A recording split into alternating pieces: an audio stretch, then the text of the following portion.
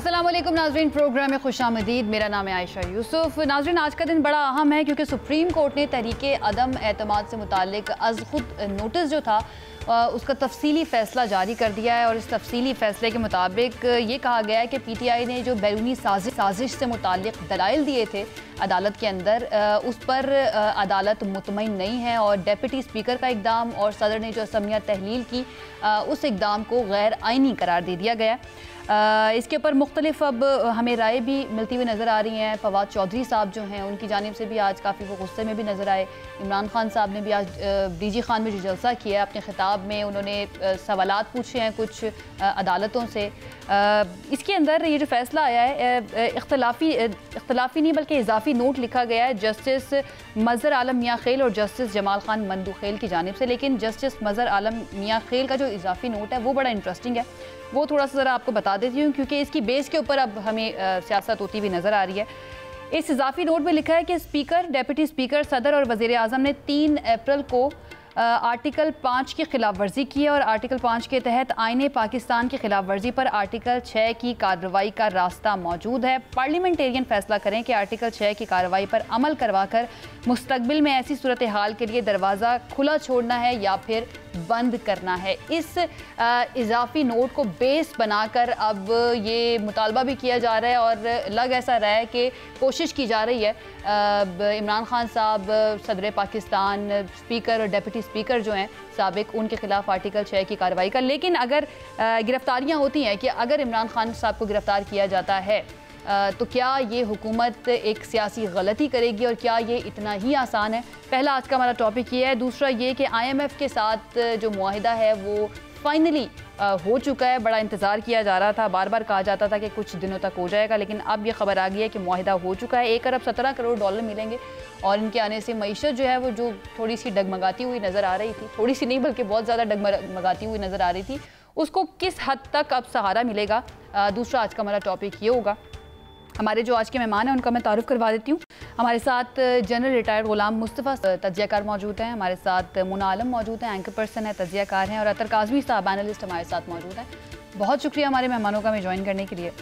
General साहब, आगाज़ में आपसे करती हूँ। सर, ये जो फ़ैसला आया है इसकी टाइमिंग बड़ी इंपॉर्टेंट है क्योंकि 2 से 3 रोज़ के बाद जो ज़िमनी इंतखाबात हैं पंजाब की 20 नशस्तों पर वो भी होने वाले हैं। आपको लगता है कि इस फैसले के असरात होंगे उन इंतखाबात के ऊपर? देखिए, अगर इसरात हुए तो वो मुस्बत ही होंगे। देखिए, क्योंकि जो एक नैरेटिव PTI लेके चल रही है उसके लिए मुस्बत होंगे। क्योंकि आज मैं राणा साहब का जो बयान था वो मैं सुन रहा था और ये जजमेंट भी मैंने देखी है। एक तो मुझे with due respect to our judiciary and honorable judges, I'm sure वो मुझसे ज़्यादा जानते हैं लॉ भी और कॉन्स्टिट्यूशन भी। जनरल साहब, आप कह रहे हैं मुस्बत होगा ये फैसला, इसके असरात मुस्बत होंगे, किसके लिए? क्या PTI के लिए मुस्बत होंगे? तो किस तरह से मुस्बत होंगे? देखिए, PTI इस वक्त इज रेनिगेट। वो अपने आप को एक साइड पे ले जाके उन्होंने जो पूरे सिस्टम के खिलाफ अपने आप को खड़ा किया हुआ है उन्होंने इस वक्त। आप देखिए, बाकी पूरी सियासत, पूरी एडमिनिस्ट्रेशन एक तरफ है और PTI एक तरफ खड़ी है उसकी तरफ।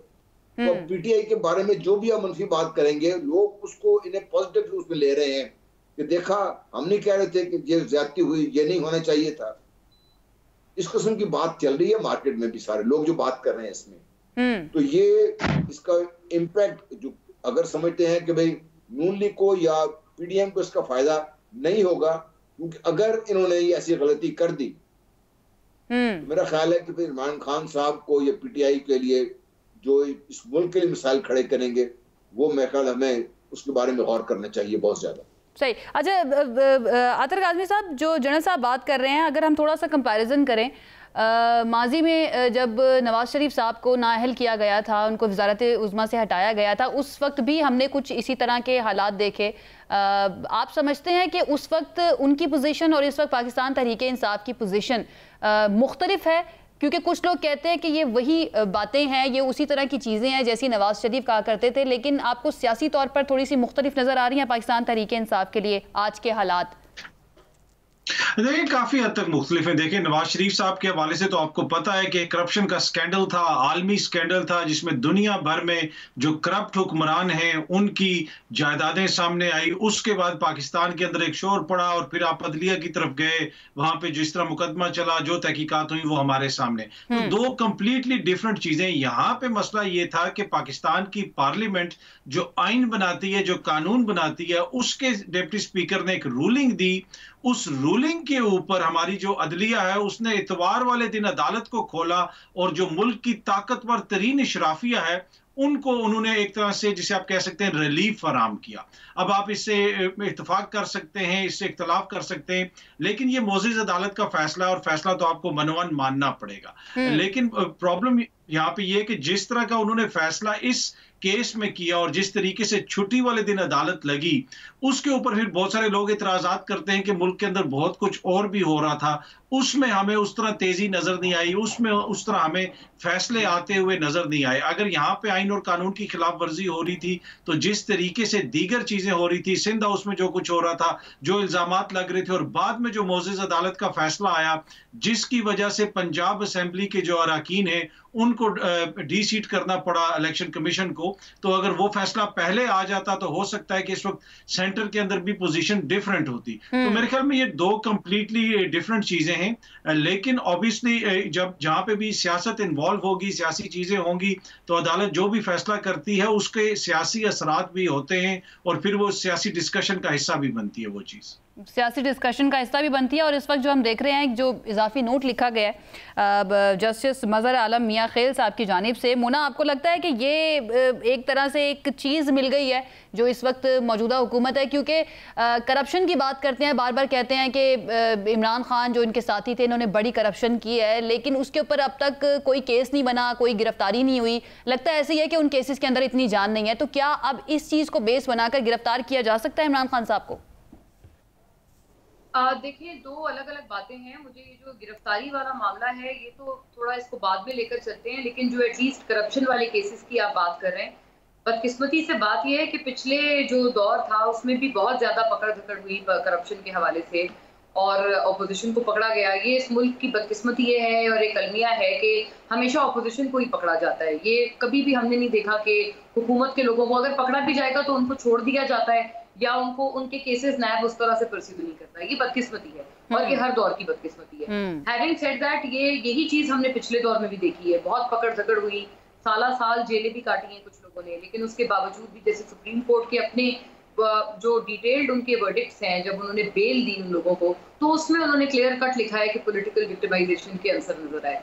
मैं इसी बात को अभी भी, जो एक प्रिंसिपल है वो तो कभी नहीं बदलता हो, जो भी हुकूमत हो, इसी प्रिंसिपल को अगर अभी भी लागू करें तो ऑब्वियसली अगर अभी भी सिर्फ मीडिया के थ्रू, प्रेस कॉन्फ्रेंसेस के थ्रू इल्जामात आयद होते रहेंगे और वो मटीरियलाइज नहीं होंगे किसी सब्सटैंशियल चीज में, तो दो सब्सटैंशियल चीजें हैं। एक तो ये कि केस बनना भी जरूरी है और केस से फिर बाद में रिकवरी होना भी जरूरी है, तभी उसके बाद उस केस की वजह से होने वाली पकड़ धकड़ को आप जस्टिफाई करेंगे। क्योंकि अगर पिछले दौर की तरह हम देखें, पकड़ धकड़ भी हो और उससे कुछ रिकवरी भी ना हो, नैब की रिकवरीज की अक्सर बात की जाती है, मुझे नहीं लगता पॉलिटिकल किसी एक केस में भी एक किसी सियासतदान से भी नैब ने कुछ रिकवर किया हो। इनफैक्ट जो राजा परवेज अशरफ है उनको तो नैब ने एक्विट किया है पिछले दौर में। तो ये चीजें कुछ हैं हमारे सामने। सियासतदानों से रिकवरी लोग थोड़ा बाइफरकेट नहीं कर पाते हैं। नॉन पॉलिटिकल जो केसेस हैं उनसे रिकवरी हो जाती है, लेकिन पॉलिटिकल केसेस से हमने बाकायदा वैसी रिकवरीज होती हुई नहीं देखी है। फिर जाहिर है अगर अभी भी यही हुआ कि पकड़ धकड़ भी हो, पहले तो ये कि केसेस बने नंबर 1, फिर केसेस बन के अगर उससे पकड़ धकड़ करना जरूरी हो, किसी को हिरासत में लेना जरूरी हो, तो आप वो एक प्रॉपर तरीके से करें अगर ऐसी चीज करनी है, और फिर उससे कुछ निकले भी, ये बात भी फिर उतनी ही जरूरी है। क्योंकि अगर आपने उसके बाद अल्टीमेटली उस केस से कुछ एक्सट्रैक्ट नहीं किया तो फिर आप अपने जो पकड़ धकड़ वाला एक्शन है वो विक्टिमाइजेशन लगेगी, चाहे ये लोग करें या चाहे पिछले वाले करें। अच्छा, इसका जो सियासी इम्पैक्ट है ये तो एक फैक्चुअल चीज हो गई अगर हम इसको सियासत से बालाए ताब होकर देखें, लेकिन इसका जो सियासी इम्पैक्ट है वो बिल्कुल इस वक्त अहम है। जो बैनुल अक़वामी कंस्पिरेसी वाला मामला है, मेरी अपनी जाती दानिश मुझे ये लगता था कि खान साहब मुझे लगता है बड़े विशेष होते अगर वो अपोजिशन लीडर होते और इस वक्त अपनी जमात की नुमाइंदगी अपोजिशन में बैठकर कर रहे होते। इस वक्त अपोजिशन लीडर कौन है? वही लोग हैं जो कि इमरान खान साहब कहते हैं कि अपोजिशन ही नहीं है। पीएसी का चेयरमैन कौन है? वही है जिनको इमरान खान साहब कहते हैं अपोजिशन ही नहीं है। सवाल ये है कि ये लोग वहां पर क्यों बैठे हैं? इसलिए बैठे हैं क्योंकि खान साहब ने खुद इनको राह दी है और खुद इनके लिए दरवाजा खोला है कि जाएं जी, मैं तो नहीं जा रहा, आप जाएं और आप इन बहुत जरूरी नशिस्तों पर जाकर बैठ जाएं। तो आई थिंक एक तो पार्लियामेंट के साथ और उनके अपने अवाम के मैंडेट के साथ जाती है, उनको पार्लियामेंट में होना चाहिए था। फॉरेन कंस्पिरेसी वाली बात, बहुत सारे इसमें लूप होल्स हैं, बड़े सारे। अगर वो सिर्फ नेशनल असेंबली पे लागू होती है तो वहां से तो रेजिग्नेशन आ गए, वहां पर रिजाइन हो गया। क्या वही फॉरेन कंस्पिरेसी वाले लोग सेनेट में नहीं बैठे, पंजाब असेंबली में नहीं बैठे, जिसके ऊपर बहुत बढ़ चढ़कर हमने देखा है कि पीटीआई इलेक्शन लड़ रहे हैं, अच्छा कर रहे हैं, लेकिन मुझे नेशनल असेंबली की स्ट्रेटजी वाकईतन समझ से बाहर है। तो ये जो फॉरेन कंस्पिरेसी वाला एंगल है, इसमें मुझे नहीं लगता कि कुछ ज्यादा वजह था। वैसे भी अब इमरान खान साहब ने वो वाली बात कम कर दी है, निस्बतन कम कर दी है, बनिस्बत उसके कि जब वो उनके आउस्टर से पहले की बात करते थे तो बहुत ज्यादा करते थे। अब मुझे उसका तस्करा कम, और उन्होंने कुछ दीगर अवामिल की तरफ इशारे, एक्स एंड वाई और इस तरह के इशारे उन्होंने अब किए हैं स्टार्ट। तो मुझे लगता है वो खुद भी थोड़ा सा अपने वो फॉरेन कंस्पिरेसी वाले एक जो नैरेटिव है उससे ड्रिफ्ट अवे होते हुए नजर आ रहे हैं। हैविंग सेड दैट, मुझे ये बिल्कुल लगता है कि इस वक्त गिरफ्तारी बिल्कुल नहीं होनी चाहिए, क्योंकि इस वक्त इलेक्शंस हैं। कोई भी ऐसी चीज जो कि इलेक्शंस में अवाम को मुतासिर करे या उनके जहनों को मुतासिर करे, किसी की तरफ से नहीं होनी चाहिए। लेकिन मोना, ये भी कहा जा रहा है ना कि अब पेट्रोल की कीमतें भी कम होंगी तो उसका भी असर होगा। उसके बाद इस फैसले के बारे में भी कर रहे हैं कि इसके भी असरात हो सकते हैं। इससे पहले हमजा शहबाज साहब की जानिब से जो 100 यूनिट वाली बात की थी, जिसको बाद में इलेक्शन कमीशन ने मुअत्तल कर दिया उस फैसले को, तो ये सारी चीज़ों को तो हम यही समझे ना कि ये कोशिश की गई थी पंजाब में जो इस वक्त ज़िमनी इलेक्शन हो रहा है उसके ऊपर असर तो इनका होगा। देखिए, जो एटलीस्ट वो जो 100 मेगावाट वाली बिजली वाला मामला था, वो जो मंसूबा था, उस पर तो इलेक्शन कमीशन का बहुत अच्छा इकदाम था। और वो भी as a matter of fact, क्योंकि आपने देखा है कि हम शुरू से कह रहे थे कि उससे वोटर्स इंपैक्ट होंगे और वो इन्फ्लुएंस होंगे, तो ये नहीं होना चाहिए था। इसकी मंसूबा बहुत अच्छा होगा, लेकिन उसकी टाइमिंग गलत थी। यही बात है कि उस मंसूबे को विड्रॉ करके या मुअत्तल करके इलेक्शन कमीशन ने अच्छा किया। बाय द वे, पीटीआई तो कहते थे इलेक्शन कमीशन बायस है, अभी तक हमें नजर नहीं आता, क्योंकि जो हुकूमती लोग हैं वो कैंपेन करने के लिए आपको पता है कि इस्तीफे दे रहे हैं, चाहे वो पंजाब असेंबली से हो, पंजाब की काबीना से हो या वफाकी काबीना से हो, तो उनको इस्तीफे देने पड़ रहे हैं। तो अगर इलेक्शन कमीशन उनके ऊपर लीनियंट होता, मुझे नहीं लगता कि इसकी कोई नौबत उनको आती या कि वो अपनी मिनिस्ट्री छोड़ें और फिर आके कैंपेन करें। तो इलेक्शन कमीशन का सो फार कंडक्ट अच्छा नजर आ रहा है, फेयर नजर आ रहा है, और ये भी पीटीआई जो एक खुद से उनके बारे में बात करते थे, आई थिंक उसकी भी नफी है। लेकिन ये जो पेट्रोलियम मसनूआत वाला मामला है, देखिए आपको याद होगा उस वक्त की अपोजिशन जो भी हुकूमत है, जब खान साहब ने पेट्रोल की कीमतों को होल्ड पे रखा था, उसके ऊपर बहुत तनकीद की उन्होंने। बिल्कुल, बिल्कुल। सियासी फैसला है, इसलिए किया है इन्होंने क्योंकि इनकी हुकूमत जाने वाली है। मेरा ख्याल है तब भी तनकीद गलत थी और आज भी तनकीद गलत है, क्योंकि पेट्रोल का जो मामला है वो सिर्फ पंजाब तक लिमिटेड नहीं है। जो 100 मेगावाट वाला मामला था वो तो जाहिर है सिर्फ पंजाब की हद तक था ना, वो तो ये नहीं मोना, ये बहुत अच्छा फैसला है। और फवाद चौधरी साहब ने आज ये बात की है कि अगर ये पेट्रोलियम कीमतें कम करते हैं तो हम इसका खैर मकदम करेंगे। ये एक अच्छा इक़दाम होगा। ये अच्छी बात है, इस पे सियासत नहीं होनी चाहिए, बल्कि शौकत तरीन साहब तो कह रहे हैं कि और कमी करें। तो ये पंजाब की हद तक नहीं है, ये इस वक्त आप आवाम का और महंगाई का हाल देख लें, शरह देख लें महंगाई की, ये इस वक्त हर जगह जरूरत वक्त है, इसका पंजाब तक कोई स्पेसिफिक इम्पैक्ट नहीं है। ठीक हो गया। जनरल साहब, आज फवाद चौधरी साहब ने प्रेस कॉन्फ्रेंस की, उसमें हमने देखा कि उन्होंने उनका लहजा जो था काफ़ी सख्त था, इदारों के ऊपर वो बात कर रहे थे, जजेस के ऊपर भी उन्होंने बात की, तारीख़ की थोड़ी सी अदलिया की बात की। फिर खान साहब जो हैं उन्होंने भी अपने खिताब के अंदर, जलसे के अंदर काफ़ी गिले शिकवे किए हैं। हमारे मुल्क की सियासत में कुछ चीज़ों को रेड लाइन समझा जाता है कि इनको क्रॉस नहीं करना चाहिए, क्योंकि हम ये देख चुके हैं कि इस तरह से नाअहलियाँ भी हुई हैं, सज़ाएँ भी हुई हैं। इसके कॉन्सिक्वेंसेज, ये जो लहजा अपनाया जा रहा है, आपको लगता है कि पीटीआई रहनुमा जो हैं उनको भुगतने पड़ सकते हैं? देखिए, ये तो बात सही है। एक इंटरेस्टिंग चीज मैं सिर्फ आपसे शेयर करना चाहता हूँ। ये 100 यूनिट्स की बात हुई थी ना, अब मुझे बताइए कि अगर आप मैथमेटिकली जाएं तो 3.3 यूनिट्स पर डे के हिसाब से बनते हैं। कौन 3.3 यूनिट्स पर डे के हिसाब से इस्तेमाल करता है पाकिस्तान में?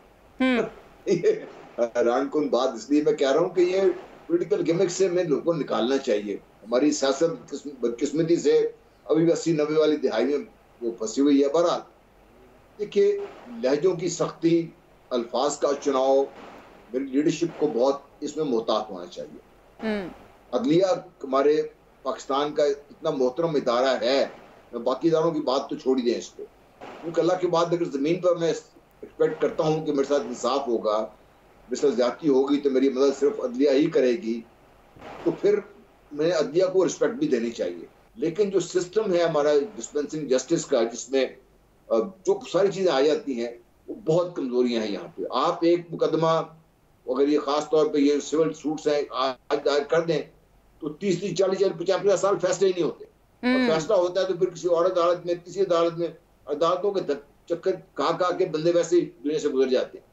तो बजाय से उस तरफ जाए, ये ज्यादा इम्पोर्टेंट है हमारे पार्लियामेंट के लिए भी और हमारे जुडिशल सिस्टम के लिए कि हम आज के निज़ाम के मुताबिक इसको तरतीब दें, आज के टाइम के मुताबिक तरतीब दें, इसको डायनामिक रखें। लेकिन हैविंग सेड दैट, अदलिया के ऊपर तनकीद, फैसलों पर जो भी हम बात करें बिल्कुल सही है, वो हमारा हक भी है।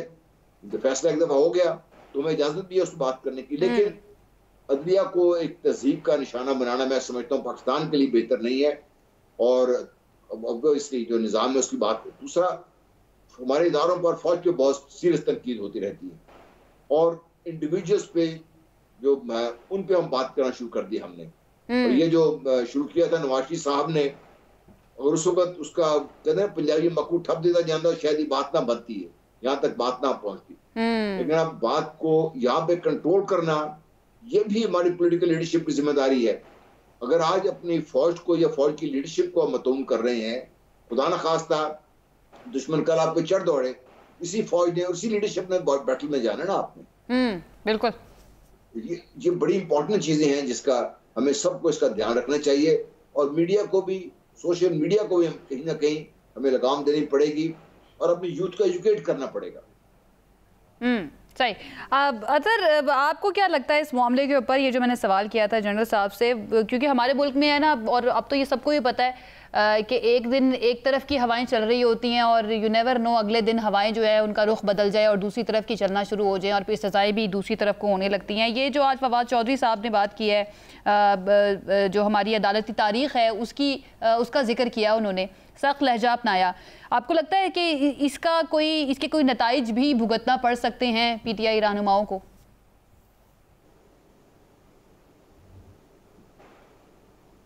अतर काज़मी साहब, आपको सुन नहीं पा रही हूँ, मेरे ख्याल से आपके माइक का कुछ इशू है। जी अब आपको मेरी आवाज आ रही? हाँ जी बिल्कुल।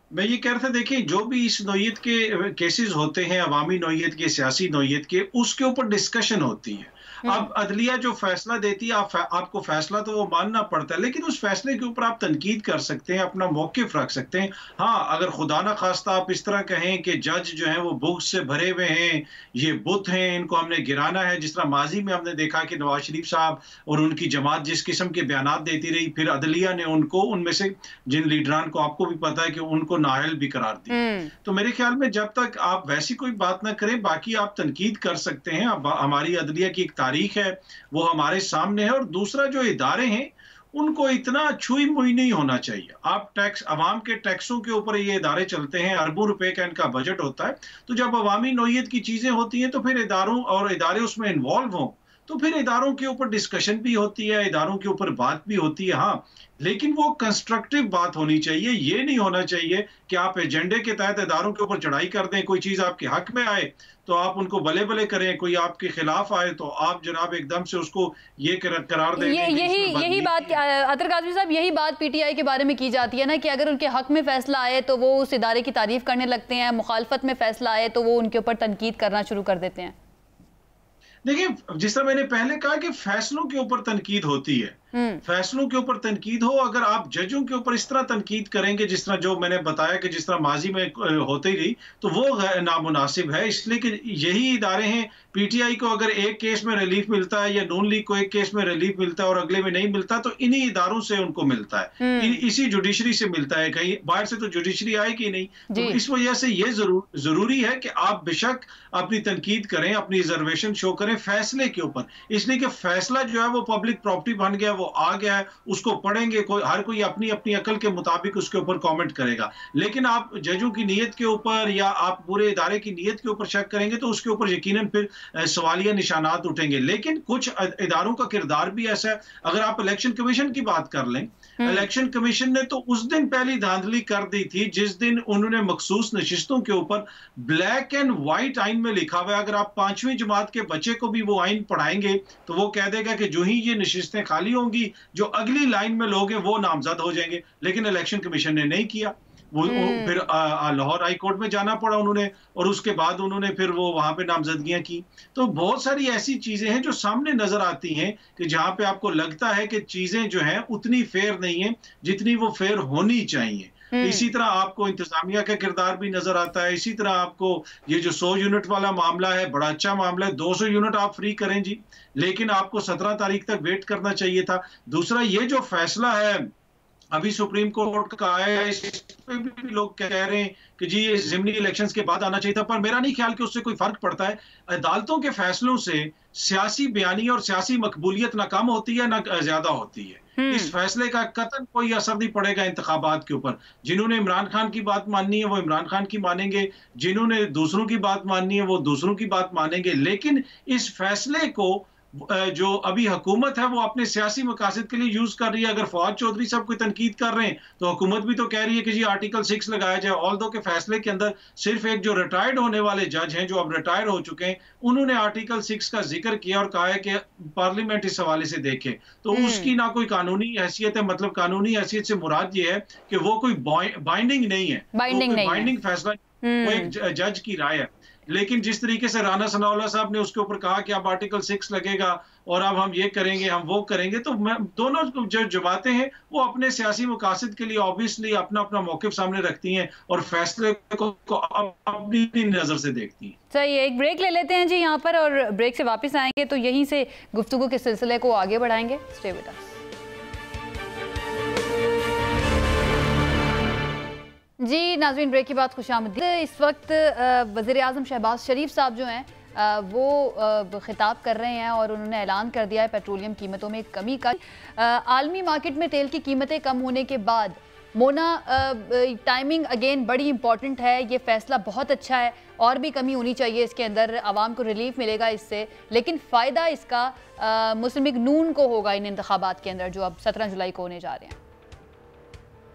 देखिए, ये मुझे लगता है प्रीएम्प्ट करना या ये अज्यूम करना गलत नहीं है, क्योंकि जाहिर है अगर कमी की गई है इन हालात में तो ऑब्वियसली उसका एक पॉजिटिव असर तो आएगा, इसमें शक नहीं है। लेकिन फिर भी उसकी वजह से ये नहीं कह सकते कि ये फैसला नहीं करना चाहिए था, क्योंकि आपको पता है कि पेट्रोल की कीमतों में जो ये कमी है, हमें नहीं पता ये ट्रेंड्स कब तक रहते हैं। एक सेफ मेजर के तौर पर कहते हैं कि जो आज का रोज है उससे आप 15 दिन लगा लें, कि अगर पिछले 15 दिन तक कमी का रुझान था तो इसका मतलब ये कि उसकी एवरेज जो भी कमी है वो हम लोग अपने ऊपर लागू कर सकते हैं फॉर 15 डेज पीछे जाए अगर हम। तो मुसलसल हम देख रहे हैं कि तेल की कीमतों में गिरावट है, बल्कि जितनी कमी की गई है वो उतनी ज्यादा नहीं है जितनी की तेल की कीमत में बैनुल-अक़वामी सतह में कमी आई है। एक उन्होंने मार्जिन रखा है फिर भी, क्योंकि आपको पता है IMF ने अभी तो जाकर खुदा करके माने हैं वो लोग, और अभी जाकर हाँ की है और सेटल हुआ है, ये स्टाफ लेवल एग्रीमेंट हुआ है। तो ऑब्वियसली इस तरह की कोई बहुत ड्रास्टिक कमी तो नहीं कर सकते थे, और मेरा ख्याल है कि IMF के ऊपर वरना इसका डायरेक्ट इनके एग्रीमेंट पे इसका असर आता। तो एक मार्जिन रखते हुए ये कमी की गई है। मैं इसको ये नहीं कहूँगी गलत है, क्योंकि मुझे नहीं पता कि आज के बाद अगर ये खुदा ना खास्ता बैनुल-अक़वामी मार्केट में ये ट्रेंड रिवर्स होता है और जब इजाफा होने लग जाता है तो थोड़े दिन तो एक आवाम को जो इसका रिलीफ मिल सकता है वो मेरा ख्याल है मिलना चाहिए। और पंजाब स्पेसिफिक, क्योंकि जैसे मैंने आपसे पहले भी अर्ज किया था ये फैसला नहीं है, तो इसलिए ये कि हम इसको ऐसे इस स्लाइड में नहीं देख सकते कि ये इसलिए किया जा रहा है क्योंकि ये इलेक्शन सर पे हैं। ठीक है, ये इसका फायदा जरूर मिलेगा इन्हें, लेकिन अगर इसको डिफर करें और फिर उसमें अगर तेल की कीमतें बढ़ने लग जाए या उसका जो एवरेज है अगर हम पिछले 15 रोज का लगाएं उसमें बढ़ावा आए या उसकी जो कमी है वो कम हो जाए, तो आई थिंक वो आवाम का एक बहुत लेजिटिमेट फायदा है जो वो मिलने से उनको महरूम हो जाएंगे। तो आई थिंक इसको करना जरूर चाहिए था। और फायदे या ना फायदे की बात आई थिंक मुझे जो आपने पहले भी कही है कि ऑपोजिशन यानी PTI इसको बहुत ज्यादा अपोज भी नहीं कर रहा है, वो इसको रादर इनकरेज कर रहे हैं। बल्कि शौकत तरीन साहब ने कहा है, जहाँ तक मैंने पढ़ा है, उन्होंने कहा है मजीद करनी चाहिए थी, 40 रुपए तक अभी मौजूदा हालात में पर लीटर कम हो सकते थे। तो ये अच्छी बात है, जितना भी इसमें अलाउंस है, मुश्किल हालात हैं यकीनन अवाम के लिए, और आई थिंक कोई 100 रुपए से जायद फी लीटर इजाफा हो चुका है पेट्रोल डीजल पे। तो ये क्यूमुलेटिव इजाफा जो हमने पिछले टाइम्स में देखा है, तो 18 रुपए फी लीटर सस्ता कर दिया है, ऐलान कर दिया है वज़ीर आज़म ने। 18 रुपए फी लीटर पेट्रोल, आई थिंक ये पेट्रोल का है और डीजल का थोड़ा ज्यादा है, 40 रुपए फी लीटर है। 40 रुपए फी लीटर कमी की गई है। अब बड़ा अच्छा फैसला है, लेकिन अल्टीमेटली इसका देखना है कि 17 जुलाई को इम्पैक्ट क्या आता है। क्या मुस्लिम लीग नून के जो वोटर्स हैं या फिर जो वो लोग हैं जिनके वोट को स्विंग वोट कहा जाता है कि वो सूरत हाल को देखते हुए फैसला करते हैं, इलेक्शन वाले दिन फैसला करते हैं। जी, आई थिंक इसको हुकूमत लाइट नहीं ले रही है, क्योंकि आपने देखा है कि वैसे तो जो कॉन्टेस्ट उनके खिलाफ कर रहे हैं वो पीटीआई है और कहने को वो एक जमात है, लेकिन इसके बावजूद हम ये बिल्कुल नहीं कह सकते हैं कि बिल्कुल स्वीप कर जाएगी पीएमएलएन या इस तरह की कुछ होगा। बहुत टांके का, बहुत एक कांटे का मुकाबला है दोनों का और बहुत close neck to neck match है, कड़ा मुकाबला है। सर्वेस भी आ रहे हैं वो यही बता रहे हैं। अगेन मोना यही कि जिस तरह से विफाकी वुज़रा रिजाइन कर रहे हैं कैंपेन चलाने के लिए, हालांकि मरीम नवाज साहिबा मौजूद हैं, सूबाई वुज़रा रिजाइन कर रहे हैं, तो ये इससे साबित होता है कि हुकूमत प्रेशर में भी है और ये कोशिश भी पूरी कर रहे हैं कि ज्यादा से ज्यादा लोग बेहतर अंदाज में कैंपेन कर सके। जनरल साहब थोड़ा सा आगे बढ़ते हैं जरा। शेख रशीद साहब जो हैं वो इस सारे मामले में हमेशा ये बात करते हैं कि सुलह हो जानी चाहिए, सुलह हो जानी चाहिए एस्टैब्लिशमेंट के साथ। आज भी उन्होंने कुछ इसी तरह की बात की है कि जो हो गया सो हो गया, हमें आगे बढ़ना चाहिए और एस्टैब्लिशमेंट से सुलह कर लेनी चाहिए। अगस्त की उन्होंने फिर आज बात की है कि अगस्त में बड़े अहम फैसले होने हैं। क्या लगता है आपको, पाकिस्तान तहरीक इंसाफ इस सुलह के बगैर आगे बढ़ सकती है या फिर ये करना ही पड़ेगा उनको? इमरान खान साहब भी कहते हैं ना कि नंबर्स अनब्लॉक हो गए हैं, लेकिन अभी तक हाय हेलो कुछ हुआ नहीं है।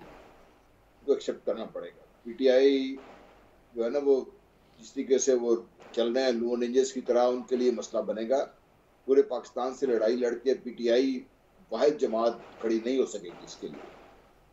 जहां तक ताल्लुक ये कि हम मुख्तलिफ इदारों की हम बात कर रहे हैं, हमें ये समझना चाहिए कि पाकिस्तान जैसे मुल्क, बल्कि सारी दुनिया में जो एस्टेब्लिशमेंट जिसको हम कहा जाता है, वो फैसला साजी में शरीक होती है, चाहे वो अमेरिका हो चाहे वो इंडिया हो।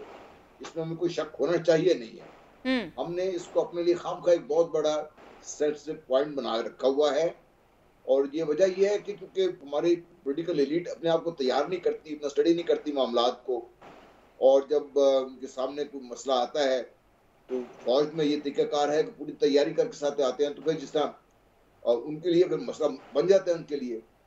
तो बात यह है कि आप अपने आप को बेहतर करें, अपने आप को ठीक करें। और दूसरा ये है कि फौज भी पाकिस्तान की है, पीटीआई भी पाकिस्तान की है, और इनके दरमियान सुलह, तो इससे ज़्यादा बड़ी बात यह है कि एट द नेशनल लेवल जो हमारी पोलराइजेशन है, इसको ख़त्म करने की ज़रूरत है। ये जो बिटवीन द पॉलिटिकल फोर्सेस है या बिटवीन इख्तिलाफ राय ऑफ कोर्स होता रहेगा, हर जगह होता रहेगा, फौज के अंदर भी होता है, फौज के साथ, फौज का बाकी लोगों के साथ भी होगा। राब्ता मुनक़ता हो गया हमारे जनरल साहब के साथ, कोशिश करते हैं दोबारा से उनसे राब्ता करें। अतर काज़मी साहब, आप ही इस चीज़ को कंटिन्यू कीजिएगा। और ये पॉलिटिकल पोलराइजेशन की बात कर रहे हैं जनरल साहब, और पहले भी हम बहुत मरतबा इस पर बात कर चुके हैं, इसको किस तरह से कम किया जा सकता है? किसकी जिम्मेदारी है ये? क्या सिर्फ पाकिस्तान तहरीक इंसाफ को जिम्मेदार ठहरा देना इसका कि ये पॉलिटिकल पोलराइजेशन जो है इनकी वजह से हो रही है? क्या ये ठीक होगा?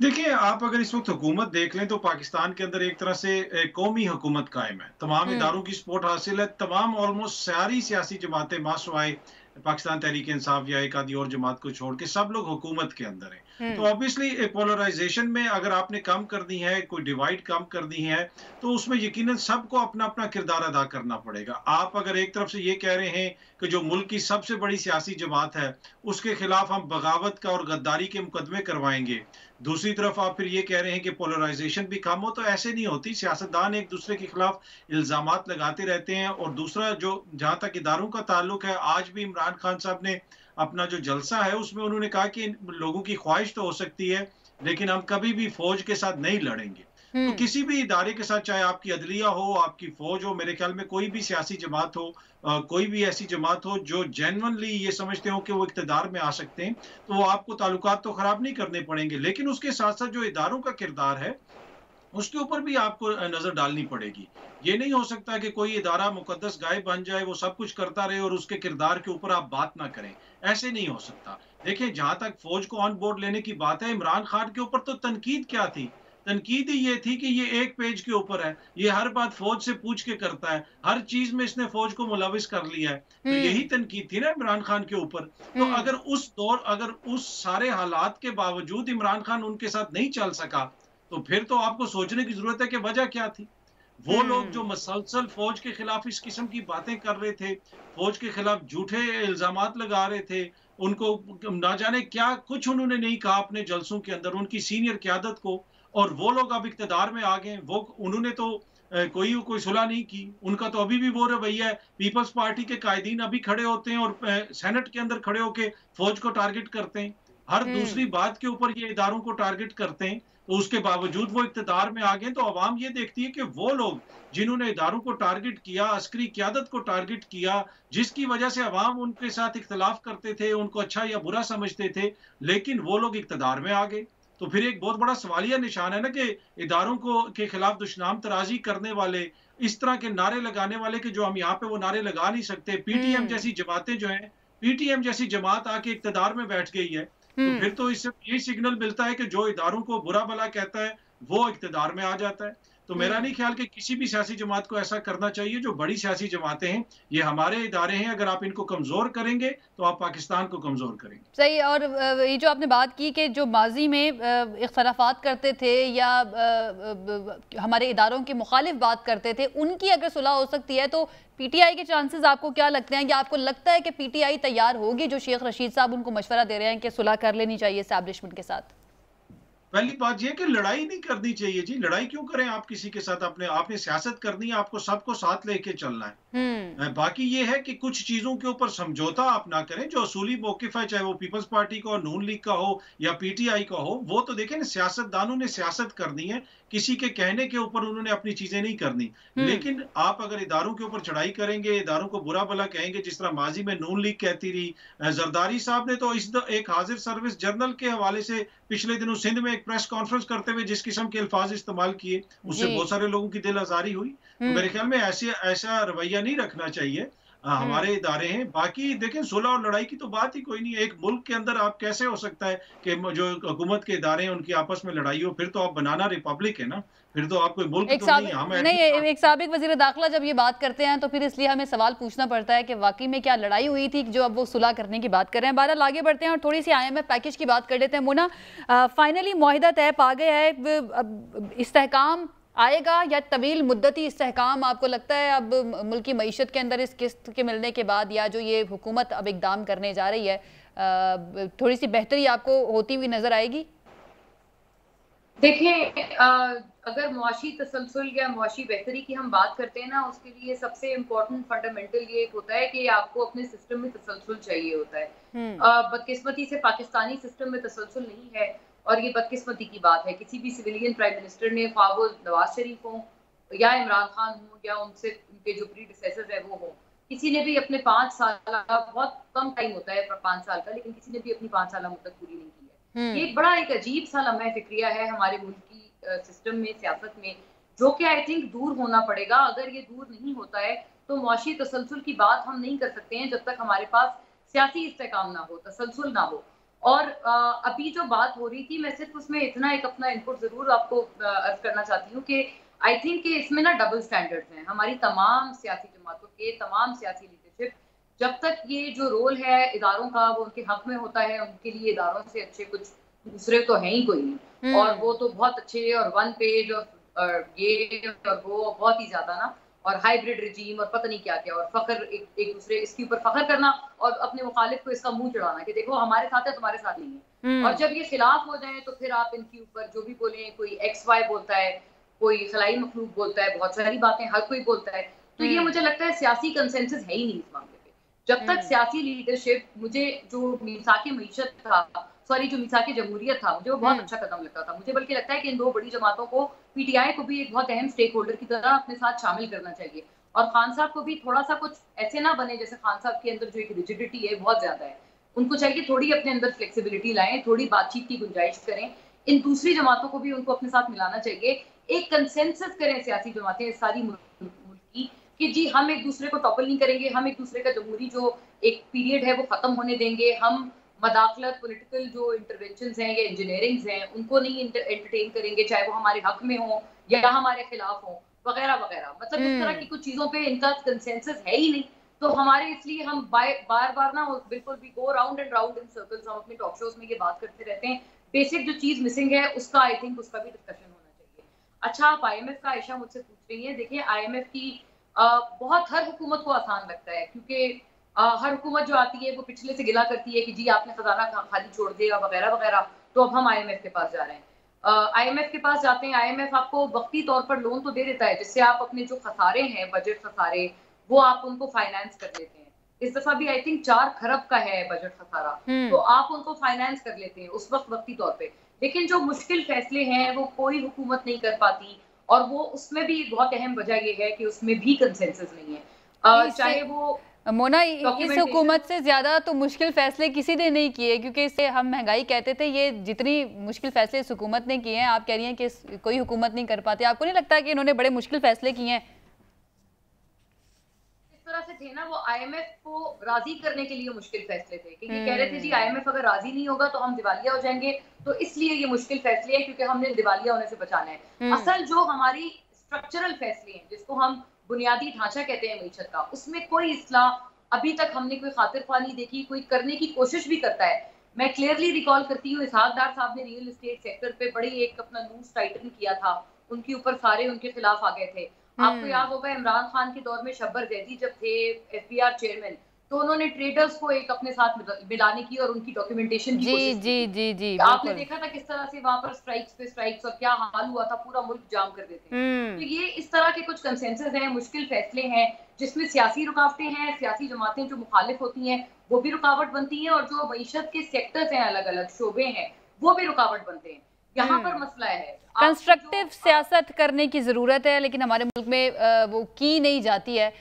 इसीलिए आज मुल्क इस नहज पर पहुंच चुका है कि हमें हर 1-2 साल के बाद या हर नई आने वाली हुकूमत को IMF के पास जाना पड़ता है। लॉन्ग टर्म फैसले करने पड़ेंगे मुल्क को बचाने के लिए, मुल्क की मईशत को बचाने के लिए। और इसके साथ ही वक्त भी ख़त्म हो चुका है हमारे प्रोग्राम का। हमारे तमाम मेहमानों का बहुत शुक्रिया हमें ज्वाइन करने के लिए। इंशाल्लाह अगले हफ्ते एक मरतबा फिर से हाजिर होंगे। अपना ख्याल रखिए, इजाज़त दीजिए, अल्लाह हाफ़िज़।